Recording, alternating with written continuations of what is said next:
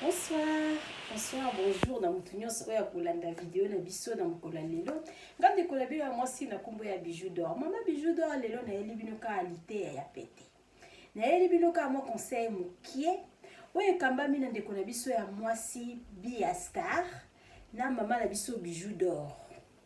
Mama Bijou d'Or apesi conseil na modèle na ye. Mama na biso Bia Star apesi conseil na modèle na ye. Balobaka mwana mayele ayokaka kaka conseil tozwaka yango na classe, na église, na nzela, na ndako, pourquoi pas epa ya Bidor TV. Bidor TV nde makambo boyoka conseil yango yo. Utali video oyo kaka mpona mbala ya liboso oyebi chaîne oyo te odécouvrir yango kaka boye kokende musika te tala na se place wana ya rouge bakomaka abonner, s'abonner, fina croche wana ya notification pour biloko yo surtout Mama Bijou d'Or abanda kotia et comme la kayo na pété surtout Mama Bijou d'Or alobi kotika boete j'aime na yo Mama Bijou d'Or azana ngo besoin commentaire na yo Mama Bijou d'Or azana ngo besoin ozara na besoin ba misala ni Mama Bijou d'Or asalaka Mama Bijou d'Or asala misala ebele kota luka moko okoyeba naza ko invité au vendredi na 20h30 yaka yoka conseil nini Mama Bijou d'Or apesaka chaque vendredi dimanche na 19h zala wana pona to sambela elongo balobi sanzambe mobulu na tieli bino mateya ya pete. Bonjour de quoi na eli suna poka le boso la télévision na biso yonde lo lendo lekio moi ça c'est la lo lendo te moi ça c'est orgueilleux c'était dans le bel lobo comprendre accept pas dans nzela minu yo mobali sa robenga yo na nzela mobali sa proposer libala azana niveau na ngate azana eloko te na kobala te par ci par là en plus na monoko na yo ozenga sa koloba te ke e nazana taille nanga nazana ba donner na ngai nazana tolo na ngai bien nazana sima na ngai bien ndeko na ngai elo na oyebi soko e oyebi Esther a Bible Esther a Bible daki mwasi moko ataye moi ita Esther abalile biso mokonzi na Bible na si na lobe loko po ebi histoire a Bible kitoka ya Esther na tayi na ye abalile biso mokonzi bongo yo tayi na yo kaka ya koloba kaka ki aza na niveau na ngai te mais na age no komi nango oza presque age mwana Esther mo to komi da koko oza déjà koko tika lolendo yana lobi mobali aza mukuse lokola dadi ilenda aza kaka mobali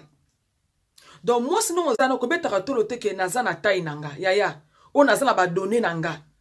badone yo no moins te ke malaria condition sima vraiment ekiti na malaria yo no moins te ke stress oyo ekiti so tolo noza ke ebele me okiti nini stress ekiti si yo en plus mama corona bandeko na ngai ezozwa biso na banzela wapi tango kozwa yo yebi pesa kozwa te so na nzela so pe na ndako so pe na ba fête ko le ba fête so pe na ba anniversaire ba pesa ba fête yo kenda kaka o tai ya salela âge temps tezo leka Esther na âge na yo na boza âge mona Esther a Bible Esther a elaki ba famille na ye mokonzi mwasi a tai ame mokonzi a famille yo kaka tai suka na ngote ma ko gele kaki yo anati oke bimana mutu moko bo il faut pas bimana ye ata bino moko vraiment muninga memi yo place ya musala okomi kolia muninga se kapo botola ye musala wana okomi kokende kofunda ye pa ya ba chef to changer ba comportement muninga memi yo epa ya copain na ye okomi kozongela copain na ye na sima malembe kapo botola muninga copain wana tozolobela nde makambo kolia baninga sese Mama Bijou d'Or alobi ki motema mabeza na modèle ebele likambo kolia muninga sese wana nde yango nde Mama Bijou d'Or azolobela Mama Bijou d'Or alobi makambo kolia batu sese wana nde il faut totika ba comportement wana muninga memi yo tala camarade na ngai yo alakisi yo copine na ye mususu alakisi ye copine na yo obalobaka ami de mon ami c'est mon ami mais ça n'a pas de limite muninga la kisi yoneti ngabo Mama Magi ala kisanga Mama Rose ngala koki ko lela Mama Magi avant c'était pour la Mama Rose na yeko sala ngote likambo nyonso tu fela zonga na pa Mama Magi poso na ila tu na Mama Rose likambo fela banane pa Mama Magi na banze pa Mama Magi après na komi pa ya Mama Rose tozo boya nde makambo lia baninga sese muninga la kisi copine na ye okomi ndenet yonde muto yebaki copine na liboso okomi kolia muninga sese tozo boya makambo na nde tolingi yango te kolia ka batu sese tolingi yango te muto la kisi copine na ye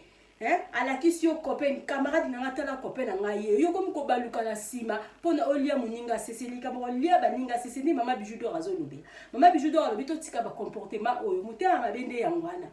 copain na yo te copain ya camarade na yo comme ko zonga la sima pona nini ozolia muninga na osese tika botambola rade boza bino mibale bozotambola oliaka muninga na osese otongaka ye partout tika ba comportement wana balobi muninga malamu batongaka muninga na ete so oza muninga malamu kotonga muninga na yo te yo siko ozala camarade na nga oliaka nga sese batika likambo ya kolia sese ya tooboya tooboya mama olia sese mama journal lakisinga camarade jamais na kokozonga nga na sauté le premier nakende kokoma donc pire camarade na ye non likambo olia muninga sese tozoboya totika olia baninga sese basimbio na muninga toke koluka musala ngala sala déjà wana yo siko comme kolia muninga sese po ba chef balongola ye yo remplacer to boyi makambo olia ba tu sese to linga ngote to tika kolia ba tu sese to tika ba hypocrite motema na be yangoyo kolia ba sese to lingi ngote so olia muninga na o sese tika izama beza lisumu mo camarade no so la kisio copain kozonga suna simate po lia muninga na o sese olia camarade na wana sese c'est pas gentil makambo olia baninga sese to boya. Bonjour famille na suko belo na kata mabi ya Star TV bandeko belo na poto balati ba identité satana lati ba mazoe bate nasi na lobelo ko place wa net meta yoka na kata London omona mobali wa bali yote tellement que satana lati so identité moko boy o publier mobali na lobake mobali a vie nanga o père nangai Satan la identité na on comprend phénomène en atteint na kata poto papa peut mon parti na Facebook mère des mères mère abupia mais bodo vivre na ki makangu Satan la ti batu ba identité belé na poto na on comprend phénomène en hôtel national belo ko place wana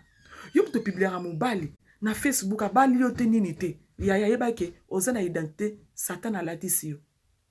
ya ko publier à mobali par-ci par-là national belo ko place wana et ça passe na mawa ou là ton identité à pamba mobala bala yote yo mobala vinanga o bala moi cité au mère des mères nas na le beloko. Bonsoir bonjour na mutunyo so ya kozwa occasion ya kolanda émission ya mama bijou na mkola lelo mama bijou don na ye na émission te na ye na minene kwei donc mama bijou don na ye pour na kosela bino publicité ya voiture ya location na Congo moi na poto ozo kitana yo ki Osana on a moutako ya kozwa yo te. Contactez Bidor TV. Contactez Bidor TV, ba koya kozwa penza tina aéroport. Voiture à location, voiture à louer na Katiakin. Eza pona banani pona ba diaspora. Mama bijou d'or a kwesi ya mine na Katia Bidor TV. Contactez Bidor TV so ozo kene na yo kin. Donc, kobanga na yo te so ozana séjour dans na Congo, ozana moyen de transporter, contactez ka mama bijou na numéro oyo moni na se. Donc, ozanga muto kotambusa yo te, ozanga voiture te, ozanga place à kolala te parce que mama bijou do azana solution ya nyonso. Mama bijou do na la sabino voiture à location à partir à Congo. Voiture ezana bon état, ce qui to yebi ki ozo kita to bongisi voiture na biso kitoko to sali à traiter à voiture malamu.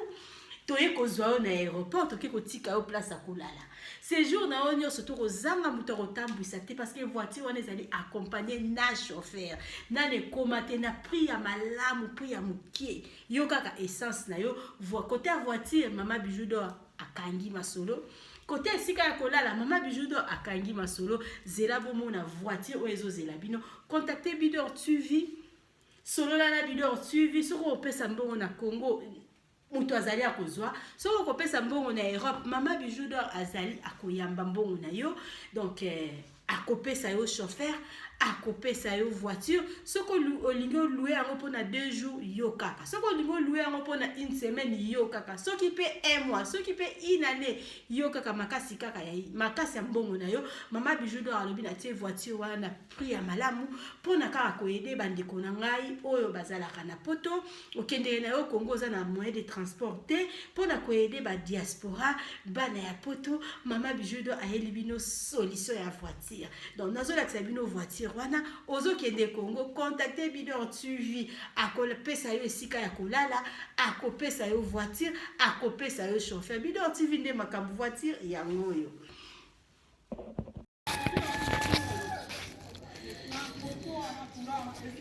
Salut, salut, j'espère que vous allez bien. En fait, c'est plus pour les diasporas. C'est donc qui veulent passer leur séjour ici à Kinshasa. Alors pour tous vos déplacements, il y a une voiture à louer qui est là, marque Hyundai. La voiture elle est confortable, donc climatisée et tout et tout. Donc la voiture répond vraiment aux normes. Alors pour tout contact, veuillez contacter Bidor TV au numéro qui suit, plus 49 17 85 52 23 11. Donc je réponds pour une meilleure compréhension. Plus 49 17 85 52 23 11. Donc la voiture elle est là, marque Hyundai. Donc voilà. Donc ici nous sommes à Kinshasa. Donc pour tous les diasporas, pendant tous vos séjours à Kinshasa, voilà la voiture elle est là pour vos déplacements et tout et tout. Donc partout où vous voulez y aller, la voiture elle est là. Donc vraiment, veuillez contacter Bidor TV et vous ne serez pas déçus. Merci et bye.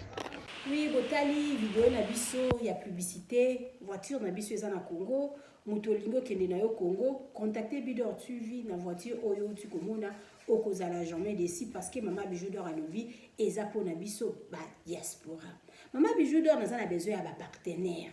Yo partenaire place aux alliés, contactez Mama Bijou d'Or. Mama Bijou d'Or a besoin d'un micro, Mama Bijou d'Or a besoin d'un ordinateur. Vous savez là na musala nanga soko lingi au soutenir Mama Bijou d'Or na musala na ye numéro nanga ezawana. Merci.